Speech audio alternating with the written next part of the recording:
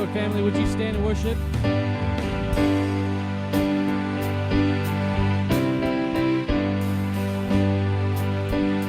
I searched the world, but it couldn't fill me. A man's empty praise and treasures of faith, they're never enough. Then you came along, put me back together, and every desire is now satisfied here in your love. Oh, there's nothing better than you. Oh, there's nothing better than you, Lord. There's nothing is better than you, and I'm not afraid show you my weakness, my failures and flaws. Lord, you've seen them all. You still call me friend, 'cause the God of the mountain, He's the God of the valley. And there's not a place your mercy and grace won't find me again.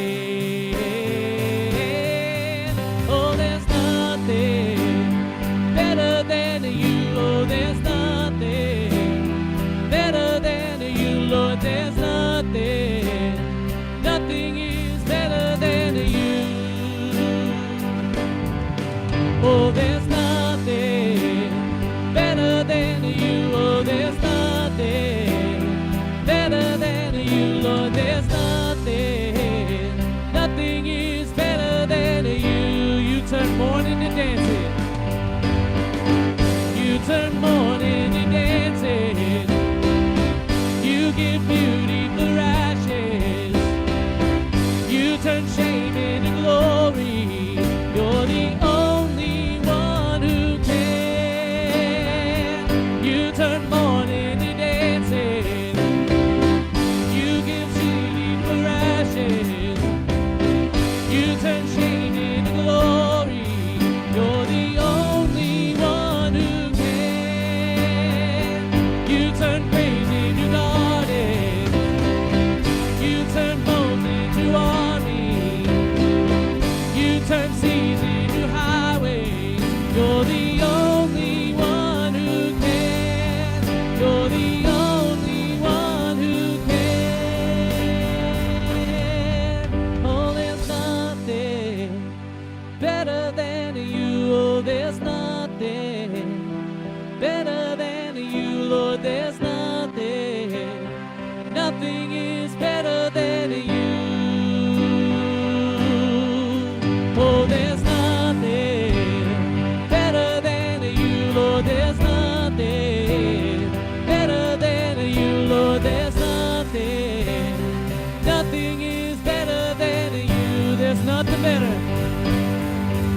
Oh, there's nothing better than you. Oh, there's nothing better than you, Lord. There's nothing is better than you. One more time, church, there's nothing better.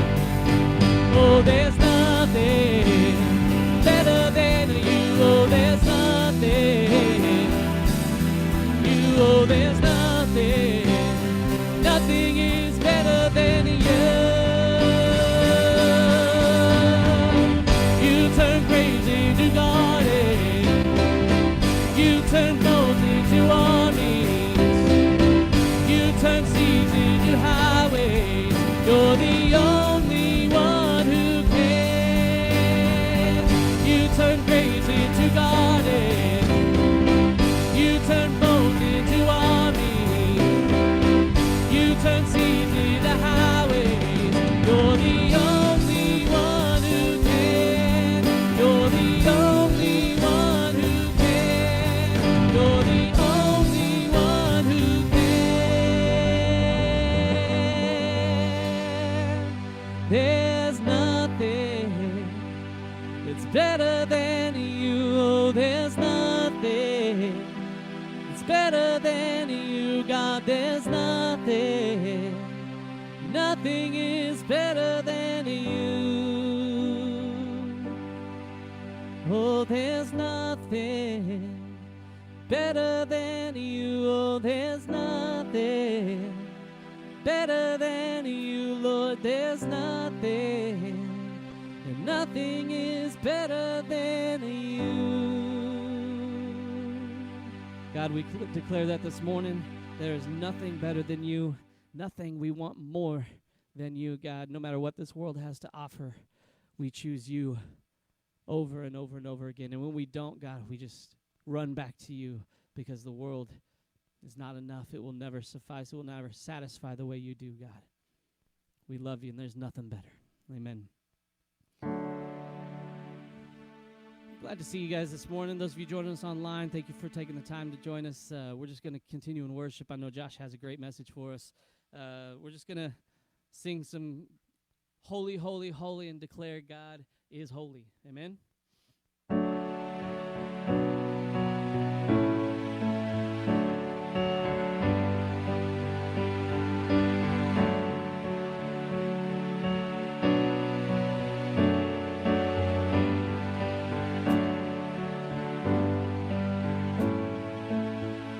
Sing with me. Holy, holy, holy, Lord God Almighty. Early in the morning our song shall rise to thee.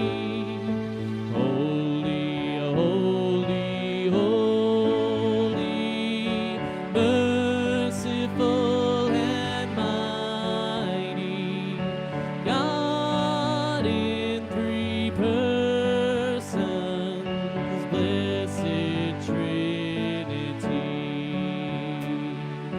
Holy, holy, holy, all the saints adore thee, casting down their golden crowns around the glassy sea.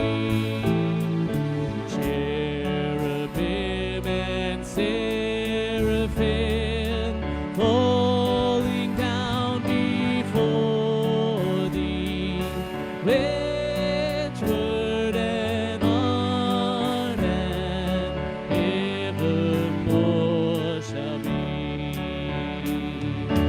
Holy, holy, holy, though the darkness hide thee, though the eye of sinful man thy glory may not see.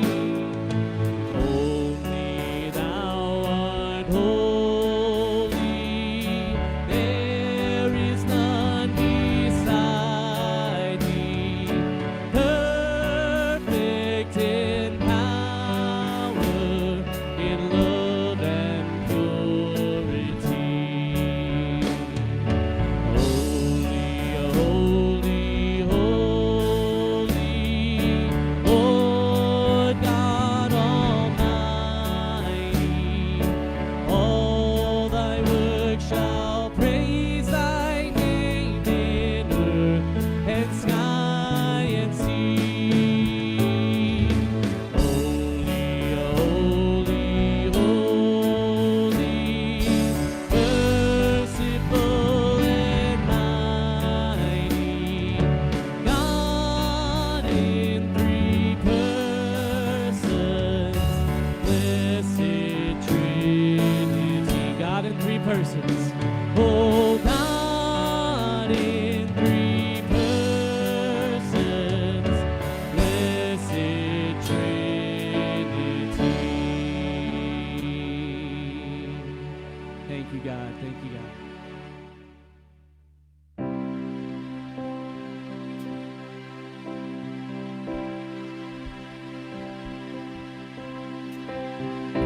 And all I see is a battle. You see my victory.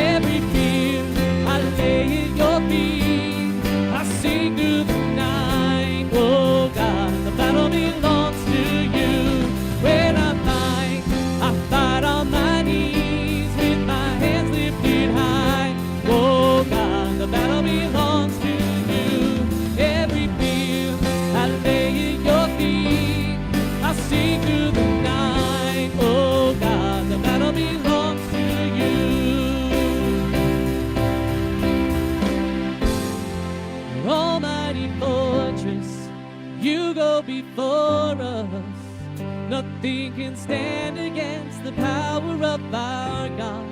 You shine in the shadows, you win every battle. Nothing can stand against the power of my God. An almighty fortress, you go before us. Nothing can stand against the power of my God. You shine in the shadows, you win every battle. Nothing can stand against the power. Let me hear it. An almighty fortress, you go before us. Nothing can stand against the power of my God. Shine in the shadows, you win every battle. Nothing can stand against the power of my God.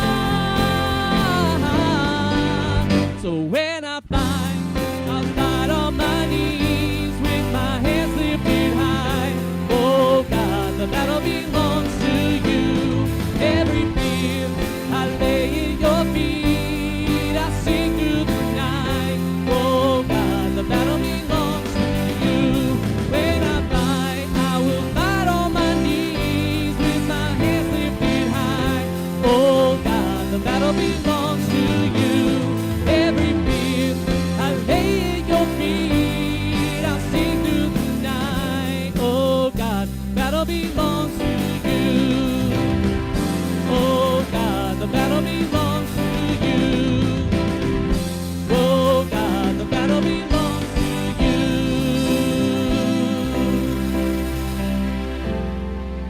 Almighty fortress, you go before us. Nothing can stand against the power of my God. You shine in the shadows, you win every battle. Nothing can stand against the power of our God. An almighty fortress, you go before us. Nothing can stand against the power of our God. You shine in the shadows, you win every battle. Nothing can stand against the power of our God.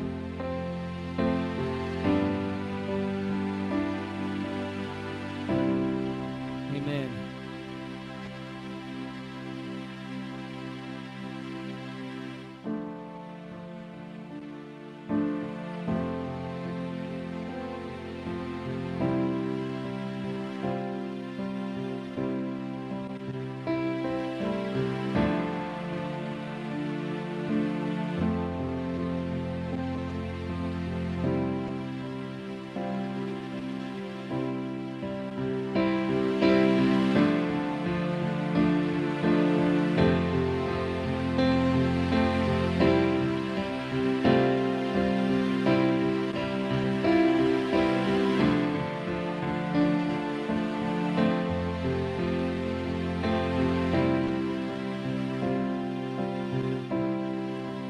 Caught up in your presence,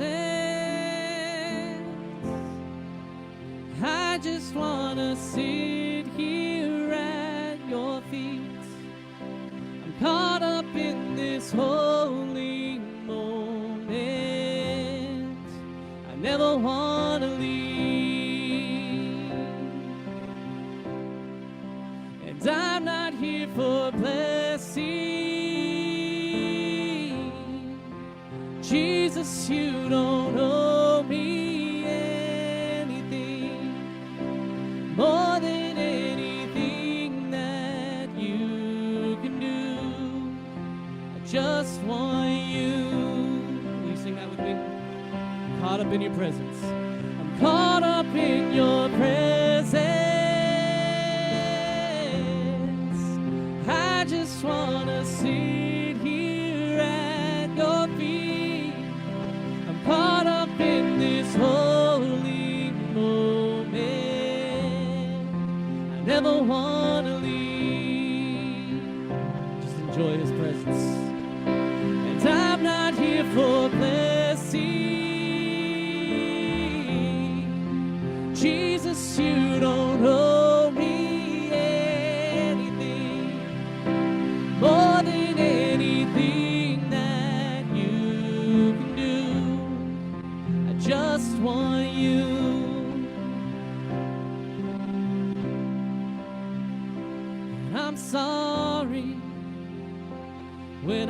just gone through the motions. I'm sorry.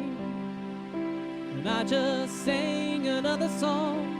Take me back to where we started. I open up my heart to you.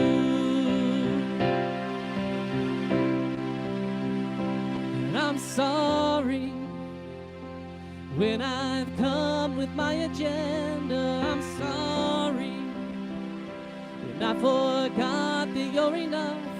Take me back to where we started. I open up my heart to you. Sing that verse again. I'm sorry. And I'm sorry when I've come with my agenda. When I've come with my agenda. I'm sorry when I forgot that you're enough. Take me back to where we started. I open up my heart to you. I'm caught up in your presence, and I just want to sit here at your feet. I'm caught up in this holy moment. I never want to leave. And I'm not here for blessings, 'cause Jesus, you don't owe me anything. All that you can do, I just want you. I just want you. Nothing else, nothing else, nothing else will do. I just want you. Nothing else, nothing else, nothing else will do. I just want you. Nothing else, nothing else, nothing else will do. I just want you. Oh, nothing else, oh, nothing else, nothing else will do. Jesus, we just want you. Nothing else, oh, nothing else, nothing else will do. I just want you. Oh, nothing else, nothing else, nothing else will do. I'm caught up in your presence. I just want to sit here at your feet. I'm caught up in this holy moment. I never want to leave. And I'm not here for blessings. Jesus, you don't owe me anything. And more than anything that you can do, I just want you. More than anything you can do. More than anything that you can do, I just want you.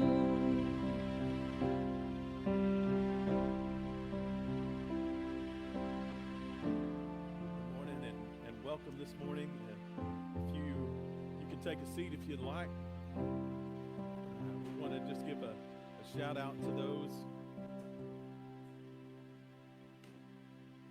I want to give just a shout out to those that are joining with us today. Grateful for the rain that we got.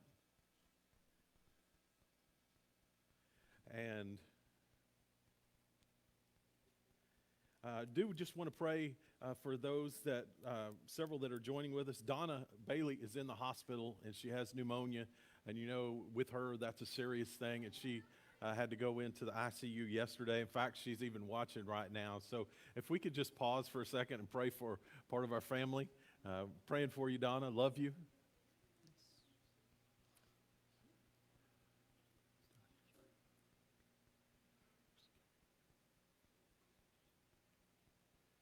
Yes and amen. And also want to pray for Carrie's dad, diagnosed with aggressive lymphoma, and just pray for Carrie's dad and mom and the whole family just for right now. If you would pause and do that too, we'd appreciate that.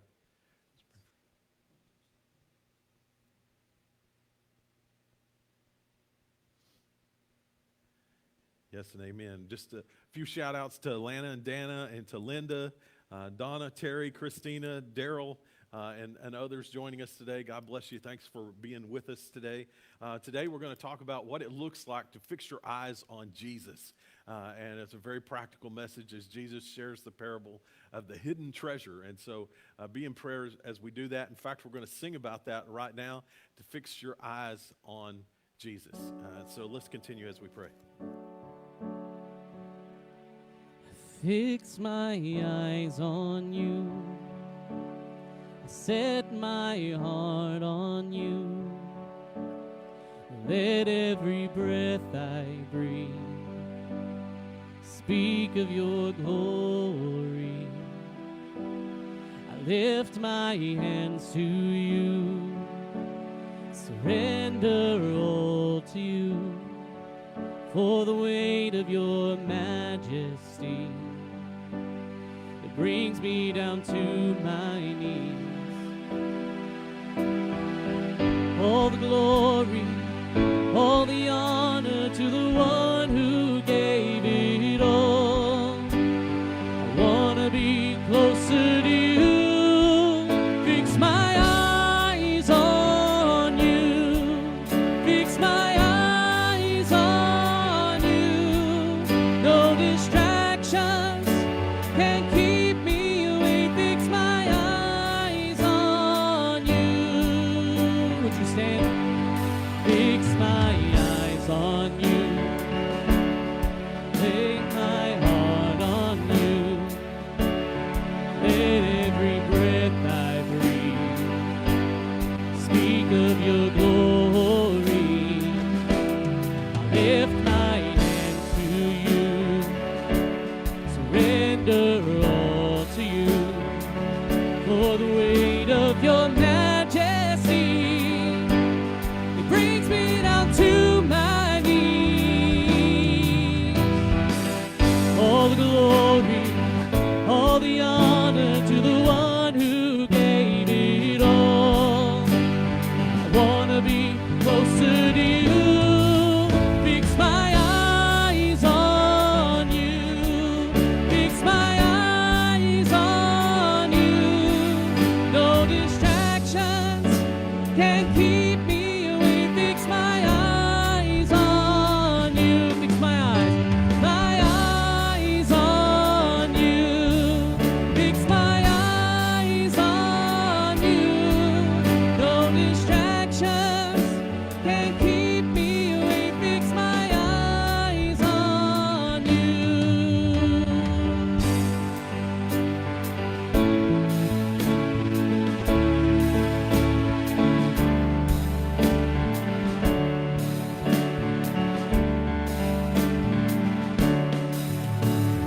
Remind me of who you are. Remind me of what you've done, where you have taken me, where you have set me free. You have set me free. Remind me of who you are, and remind me of what you've done, where you have taken me, how you have set me free. You have set me free. Remind me of who you are. Yes, remind me of what you've done, where you have taken me, how you have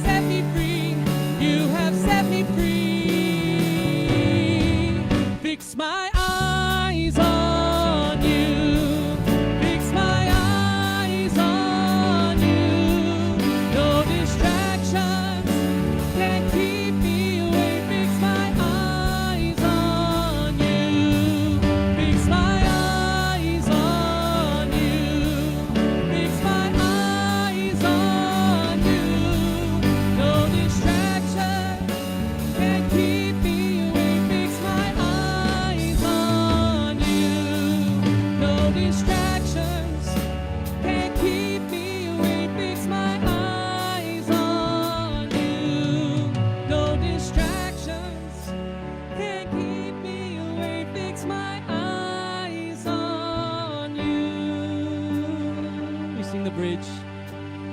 Remind me of who you are. Remind me of what you've done, where you have taken me. Lord, you have set me free. You have set me free. Remind me of who you are.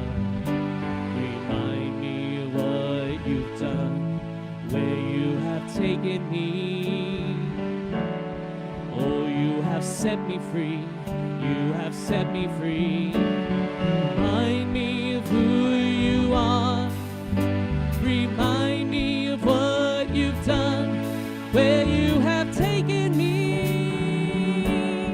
Where you have set me free. You have set me free.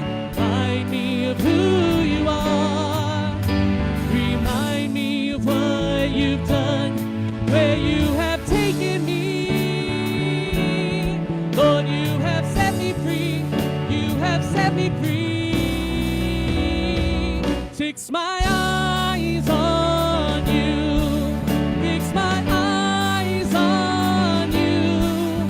No distractions can keep me away. Fix my eyes on you. Fix my eyes on you.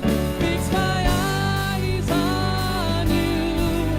No distractions keep me away. Fix my eyes on you. No distractions can keep me away. Fix my eyes on you. No distractions can keep me away. Fix my eyes on you.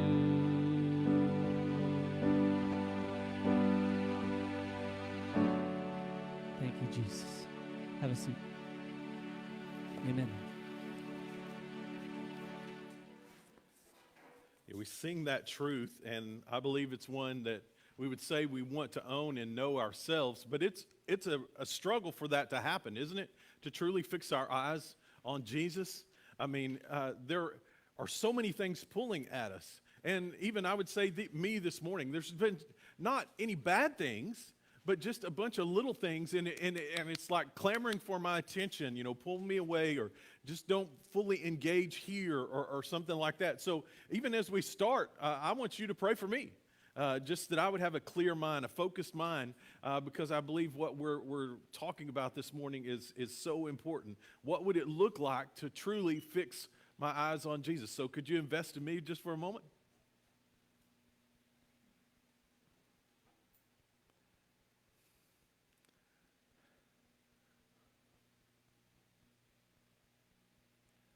Yes and amen. All right, so help me out. Matthew 6:33. Seek ye first. Go ahead. Seek ye first. All right, try again. Seek ye first the kingdom of God. The kingdom of God. Come on, after me. Let's start over. I'm not the only one distracted. Okay. All right. After me. Seek ye first the kingdom of God, and all these things will be added to you. Now that sounds like a great promise, huh? Seek first the kingdom of God, and then all my truly needs will be provided in Christ. That sounds great. What would that look like to totally fix my eyes on Jesus Christ and live totally consumed from that perspective? And why would that even be important in the beginning? Because God points to this all-surpassing greatness and power and value of the kingdom. And if we ever wrap our minds around it, if we ever allow ourselves to engage in that, to know that here on earth, it will just transform everything about us. Stephen Lawson said, many confuse being a Christian with merely being in church. Now, if you heard that, say, I heard that. Many confuse being a Christian with just being or watching or attending church, or just a part of a religious group. I would add, many think they're seeking first the kingdom of God because they're asking for blessings or breakthroughs, or they know the word of Jesus, or they attended something way back when. And Stephen also adds, being a follower of Christ runs far deeper. Now, don't miss this. Christianity is not about joining a cause. If you heard that, say, I heard that. It's neither about keeping a code of conduct. If you heard that, say, I heard that. Being a Christian is living a life abandoned to Christ. And here's the important part. Each individual must actually know Jesus and become his disciple. And this decision can only happen where? In your heart. And really, that's the key to where the kingdom comes alive. Now, we've been talking and spent some time in Matthew 13, and Jesus is sharing about the nature. He's been sharing about the current activity of the kingdom. Remember, the disciples and others had been heard and learned from the prophets of old about how when Jesus came, the Messiah came, then they thought it was just going to be an instantaneous, okay, we're going to get rid of all the corruption, we're going to get rid of all the pain and the sickness and the tears are all going to go away because Jesus is here. And Jesus was like, that's going to happen. But there's going to be a time when they reject me from the time that I come back, and everyone will proclaim me as Messiah. There's going to be that time that you're going to be living in right now, and I want to share and show you what that looks like. And so he began, and he shared some parables about the nature of the kingdom. And he began with the parable of the soils, and then he shared the parable of the wheat and the tares. Now then he moved to the power of the kingdom. I mean, this kingdom between the rejection and his second coming, which we're living in now. And he talked about the parable of the mustard seed. And then we talked last week about the leaven in the bread. Now he moves to a different thing about how you can embrace the kingdom. And over these next couple of parables, how you can individually embrace the kingdom of God. So Matthew 13:44, it's just one sentence parable, and so rich and encouraging us even today. So Matthew 13:44 says this: the kingdom of heaven is like a treasure hidden in a field, which a man found and covered up. Then in his joy, he goes and sells all that he has and buys the field. Let's lean into this a little bit. So he's talking about the kingdom of heaven. He's letting us know about the kingdom of heaven. Now, I think part of us actually default to thinking when we're talking about heaven as something that's in the future.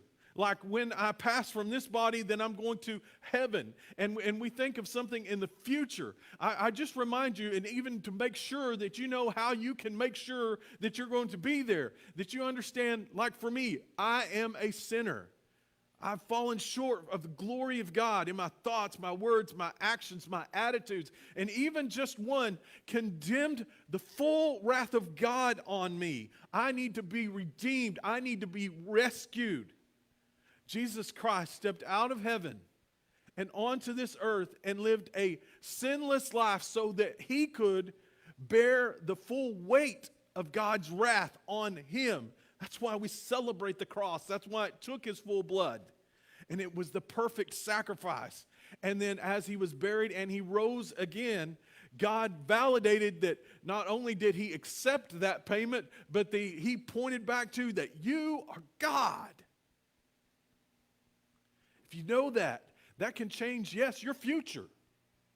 And yes, you understand when you allow the grace of God, which extends this free gift, if you just believe what I did and you receive it for yourself, then we exercise faith and say, yes. Now, do we see grace? No. Do we see our faith? No. It's a mystery, isn't it? But we see those meeting together, and what happens? I become a Christ follower. And there's a change in my heart. In fact, Scripture tells us in Ephesians that God puts his Holy Spirit within me. And so I can say the kingdom of heaven, the kingdom of God is alive today in me. It's not just some future thing that I'm going to. It's not just a decision that I did when I was small. You get it? It's something that wants to impact my reality today. Oh, isn't it easy for us just to think about the future or to dwell on a decision or a moment or a time or a feeling of the past and miss that the kingdom of heaven is alive and well today. It's a current reality. And so Jesus was going, oh, got something good for you, got something good for you. The kingdom of heaven, that which can be alive in you today, is like a treasure. Wow. When you think of treasures, they're valuable, they're costly, they're prized. Reminds me of Proverbs 2, 1 through 5. My son, my daughter, if you receive my words and treasure up my commandments within you, making your ear attentive towards wisdom, inclining your heart towards understanding. Yes, if you call out for insight and raise your voice for understanding, if you seek it like silver and search for it as hidden treasure, then you will understand a fear of the Lord and find the knowledge of God. What a beautiful reminder for us. The kingdom of heaven is like a treasure. Do you just set treasure out in the open? You got to look for it. You got to dig for it. There's some straining with it. Even just like this morning, even just trying to turn my eyes on focus in on singing to the Lord and not just be distracted by this, not just be thinking about this. It's so easy for that to happen. The kingdom of heaven is like a treasure. It says that it's hidden. It's hidden in a field which a man found and covered it up. Now, what's up with that? Well, in a war-torn country, one of the things that people did, if you had valuables, sometimes you would just go diversify, if you will, and you would hide some of it in the ground. You would just dig a hole. In fact, that was more security, if you will, at times, even than the bank, because they would do that. Think about even the parable of the talents. And what did the third guy do? You know, one went and invested, another went and invested. Another guy, he was just scared. And so what did he do? He dug a hole and he put it in the ground. Why? Because that was the most secure spot. Nobody knew where it was or what was going on. And so that's what he thought. He said the kingdom of heaven is like a treasure hidden in a field. Now, Jewish rabbinic law actually says if you find some extra fruit or money, then it's the finder's. And so this wouldn't have been a violation like, okay, I was digging around and I found this. Whoop, I got to go under the radar. No, what this man saw and Jesus was pointing to is there was this inestimable treasure, and he found it, and he was like, I'm going to go buy this. I will sell and liquidate everything I have to get this treasure. Now, if the guy who owned the field knew it was there, would he have sold it? No, okay? And so this was probably somebody in the invasion process, or somebody hid it and then passed away or something like that. He didn't know, and so this was not stealing. This was not doing anything. He saw the treasure. It was legally his. He went and bought the field, so all of it would be his. It's a reminder of the beautiful heart of God to me in Isaiah 65:1. Listen to this. I was ready to be sought by those who did not ask for me. Who? I was ready to be found by those who did not seek me. I said, here I am, to a nation that was not called by my name. Paul actually repeats the same call to us in Romans 10:20. I just love hearing the heart of God. It was like, all right, they saw something that piqued their interest. I mean, it could have been just a little thing that piqued their interest, and there's curiosity to know more. And I love the promises in James 4:8 that just says, if you draw near to God, he'll draw near to you. And so I just encourage you to exercise that faith, exercise that love for God, lean into him like it's his hidden treasure, and you will be amazed at what's there. It reminds me of, there was a drawer in my mom's nightstand when I grew up, and that was the place we put the pictures. Now, everybody has their pictures on the phone now or on the computer and stuff like that. That was when we printed them out, okay? And there were negatives. And this was the place that if you just go and you open the drawer, they were not sorted or anything. It was just this big, deep drawer, and it was just, that was the collecting place.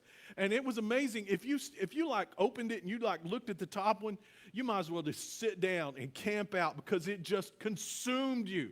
That's what this is talking about. The kingdom of heaven is a hidden treasure. But you open the box and it's just like, oh my, oh my. And for the joy that was inside him. I mean, this garnered some kind of emotional response. This was not something that was planned when we got up that day. You know, I wonder how about Paul, the Apostle Paul. On the day that he was on his road to Damascus. And he was going for what? He was going literally to drag Christians to court, to drag them to death. And then Jesus just went, hello, I have something greater for you. He sought him. He woke him up to the reality of the kingdom of God. And Paul was never the same again. You know, if we could fully understand the all-surpassing greatness of the kingdom of God, Jesus knew that you and I would not have any problem totally fixing our eyes on him. I mean, we have evidence, a little picture of it in Scripture. Matthew chapter 17, the transfiguration. He invited just a couple, Peter, James, and John.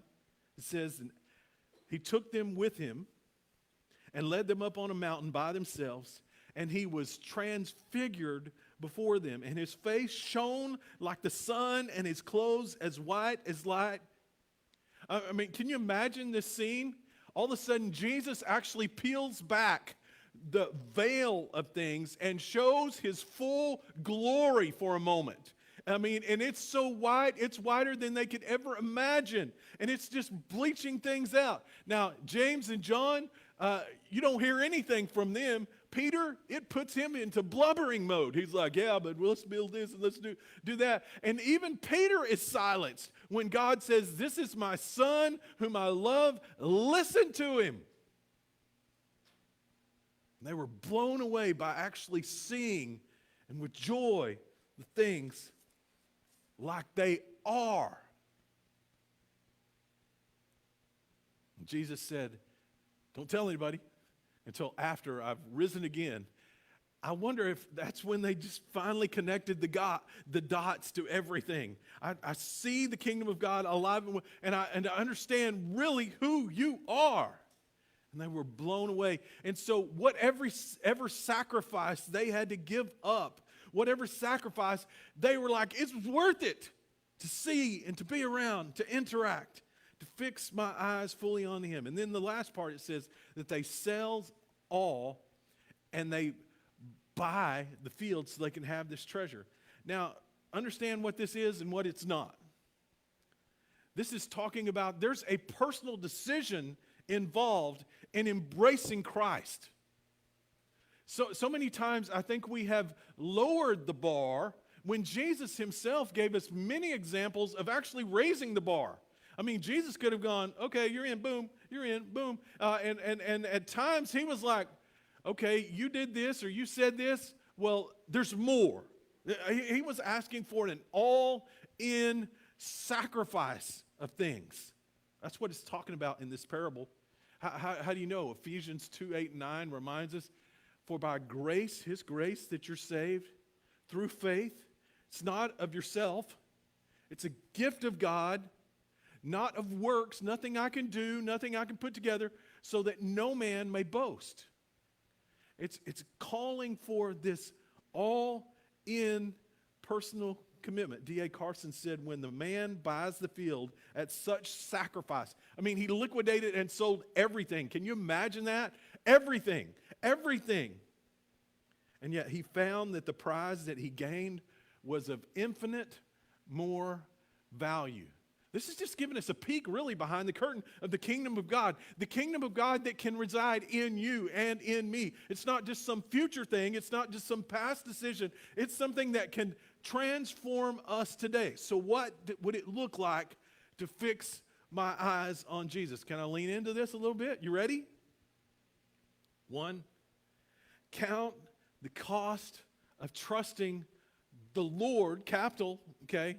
The Lord meaning the one who created it all, that wants a personal, intimate relationship with you. With you. Count the cost of trusting Jesus as Lord with it all. Not just for a moment, not just for the future, but with your relationships and your finances and your body and your frustrations and your wounds and the things that you need and the things that you want and the things you wish you had. All of it. Trusting Jesus as Lord over all of that.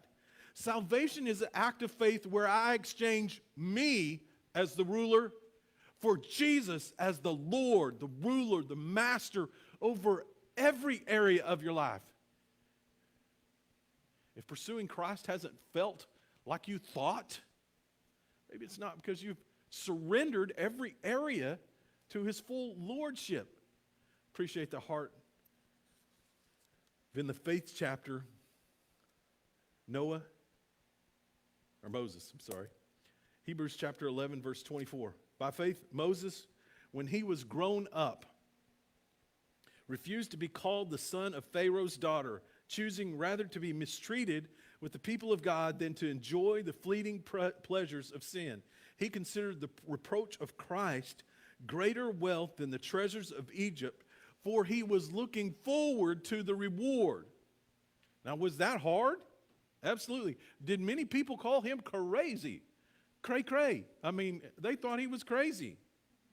And yet, surrendering his heart to God and fixing his eyes on the Lord revolutionized his life. And it changed a nation.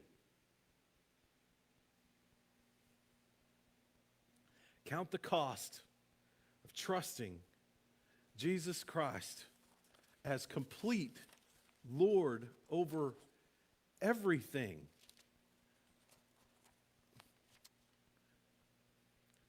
Luke chapter 9, verse 57. And you may have heard this, and to me it just kind of brought this all together. What does it look like? How would Jesus answer this question?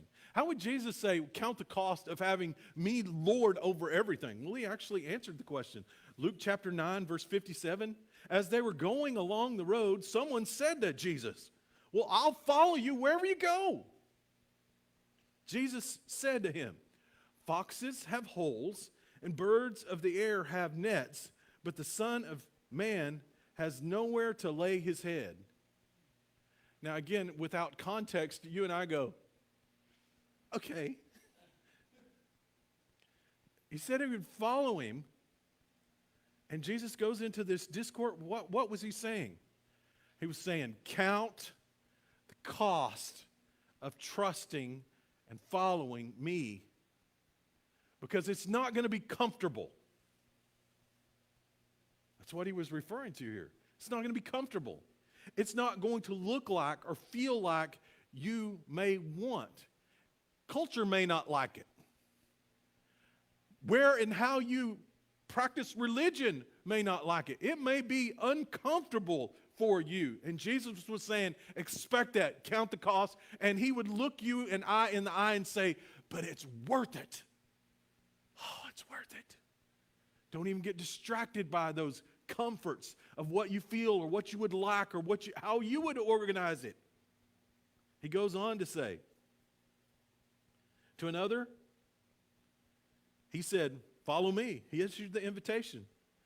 But the man answered, Lord, first let me go and bury my father. And Jesus said, leave the dead to bury their dead, but as for you, go and proclaim the kingdom of God. Now, when first reading on this, you go, harsh. The reality of what was happening is his father was not passed away, and Jesus knew his heart was that he was waiting for him to pass away so he could have his inheritance. And so Jesus is going, count the cost, buddy. Count the cost, even without the comforts of control over finances, over your works, over your education. All these things, you're going to have to count the cost and push them as an all-in to follow me. So it's more than comfort. It's more than control. And Jesus goes on. There's one more. And yet another said, well, I'll follow you, Lord. But let me first say farewell to those at my home. And Jesus said, no one who puts his hand to the plow and looks back is fit for the kingdom of God. Whoa. Can't even say bye? What was Jesus getting at? There's going to be a high cost. And you've got to be willing to pursue me above all things, even above, yes, your family. Even above, yes, your friends. Even above, what if you can't have social media? Or what you can't do? Even above all those connections you've got. He wants to be first. He said, seek ye what? First. Seek ye first the kingdom of God. Not just seek him when it's convenient. Not just seek him when you've used all your resources. Not just seek him when after you've used all your connections. That's not seeking him. That's just falling back on the end. And so Jesus is calling a high cost to make a decision to follow him. And is that hard? Yes. Is it worth it? Absolutely. Absolutely. Why? Because Jesus knows how all those things that we lean on, that we prop ourselves up on, that we have dreams will fix our heart, will not. Only he can fix the cracks of our heart. The spring of water of life can fix and heal and move you.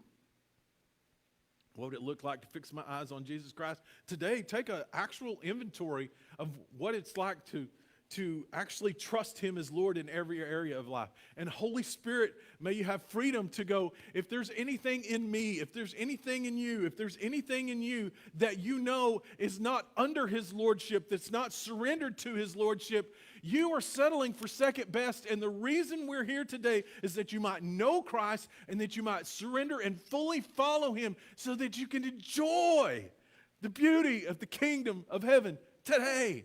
Not something in the future, not something in the past, today. So if that's you, please hear his voice. Please respond. Second thing, you and I, if we want to, what does it look like to fix our eyes on Jesus Christ?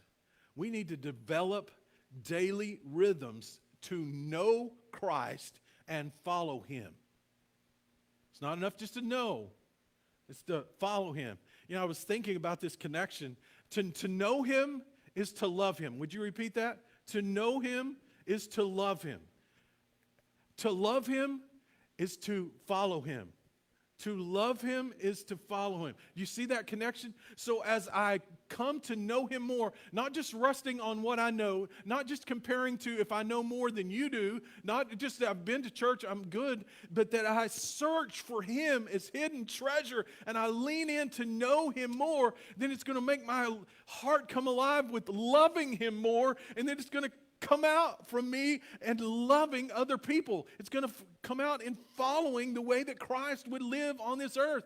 And not only do I get to enjoy the benefits of that, but everybody around me does. Oh, this is a beautiful kingdom. Daily develop rhythms to know and follow Jesus. Now, we could go through all of these. Most of us have either heard of them or done them or start and stopped them or whatnot. Come on, let's be real. So how can we honor Christ today? Just let him remind our heart if there's something that we could do to be leaning in to know him more, that we would just pick one thing and start there, not 27, just one thing. Not, okay, I'm going to read the Bible by, 5. No. Maybe if you've started at 0, how about just pick a verse a day? Come on, that you would take steps towards fixing your eyes on God. Paul, in a prison, wrote Philippians, the book of joy. Wow. Chapter 4, verse 11, he said, "For I have learned in whatever situation I am to be content." Ooh, satisfied. What? I know what it is to be brought low. I know how it is to abound. In any and every circumstance, I have learned the secret of facing plenty and hunger and abundance and need. I can do all things through Christ who gives me strength. This was not about what he could do. This is not about him being inspired, and psyched up and just really trying harder. He understood that he abandoned his heart to fixing his eyes on Christ, and that whatever happened, whatever was going on here, he could walk through it because Christ was in him. He was just feeding, if you will, fixing his eyes on Christ. He was knowing him. He was loving him. He was following him. And so if they put him in prison, was it comfortable? No. Did he like it? No. Was it frustrating? Absolutely. But did it end him? No. Because his heart, his mind, his focus was on Christ. And he's still impacting us today. Wow. There is always going to be some personal sacrifice with gaining something of value. If you heard that, say, I heard it. It doesn't take a special Christian or a special person to be a Christian. It just takes all in. It's really tragic how many have not attached themselves to Jesus Christ and still expect to receive his forgiveness, his righteousness, his blessing, and even his kingdom inheritance. And finally, embracing the all-surpassing treasure of the kingdom of God is what? Free! Free, free, free, free, free, free. It's free, but it will cost you everything. Right out of high school, my dad got a scholarship to go play football at Tarleton University. And what that meant is he got a free education, and he got free books, and he got free room and board, and he got free food. And he said it was good. I kind of pressed back at him because I heard some things that it cost him. And I was like, yeah, but was it really free, Dad? And he was like, yeah, I mean, all those things. I said, but it cost you something. I mean, he talked about how he had to give up the right to when he got there and what he had to do and how he had to go through grueling workouts. And part of the sacrifice, too, was he wasn't going to be able to see his parents from the time he left in the end of August, 1st of September until Thanksgiving. And he was just not going to be able to see them or talk to them much. And he, at the end of the first season, got hurt and blew his knee. And so there was lots of pain and there was lots of angst to the story. And I'm like, yeah, but it was free, but was it really worth it? And my dad was like almost interrupting me and saying, but you don't understand. I was not in a position that I could have even attended school that first year without this opportunity. And when they fed us, they actually took us aside, and there was a special spot for just the athletes, and they like piled on the goods. I mean, it was like the best of the best, extra meat, extra, it was really, they took care of me. When I did get hurt, they paid for the difference between what insurance paid and the other. They completely did it, and I got a first-year education out of it. And so was the cost high? It was, but was it worth it? It was absolutely worth it. Embracing the all-surpassing treasure of the kingdom of God is free. Oh, is it costly? But it will cost you in sacrifice everything. But Jesus would go, oh, it is worth it now. And for eternity, you can rest in it. Oh, thank you, Jesus. Let's pray together. God, I thank you for the costly gift that you offer us today. And even though our mind's eye cannot wrap it around, the beauty and the glory and the infinite worth and majesty of all the kingdom of God, we fail so often to realize the kingdom of God in us that have accepted you by faith. Oh, help it to come alive. Renew our zeal for you. Give us a hunger for you. Help us to count the cost of trusting you as Lord. Help us to push all in. Help us to daily develop rhythms, God. Holy Spirit, lead us in those things that we can initiate and put in our calendar and our way of life and our thinking that would push away things that need to stop and say yes to things that would allow us to know you deeper, to love you more, and to follow you. Oh God, we thank you. Thank you. We bless your name. Oh, it is worth it. Oh, our eyes will see one day. Our eyes will know one day. And there will be nothing that will be veiled. Oh God, I pray that you would help us to trust and have faith enough to live from that perspective today. I know the enemy will distract. The enemy may even put things on our heart that we don't, that he wants us to not follow through with. I pray that you would give us the courage and strength to actually follow through for your glory today. Help us to be accountable for that. We say we love you in Jesus' name. Amen. Thank you so much. And for those that are joining us online, we have some questions that we're about to talk about this to help us to process it and to live that. I also want to remind you that we're having a baby shower for the Hans. 2 o'clock today, it's here. And so grateful for that. God bless you, and we'll sign off for the rest.